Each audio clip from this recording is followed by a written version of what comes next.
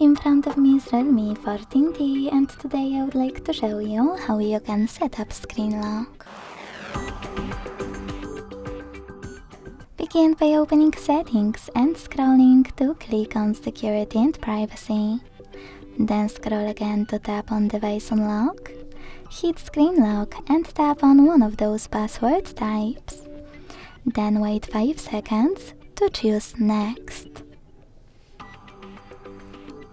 Hit Use a different password type if you change your mind and tap on one of those login methods instead. Then you can create your chosen one and repeat it to confirm it.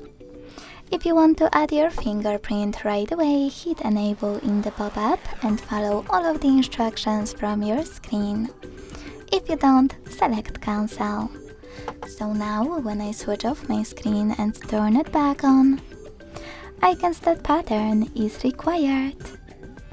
Thanks so much for watching. If you enjoyed this video, leave a like, comment and subscribe. Bye!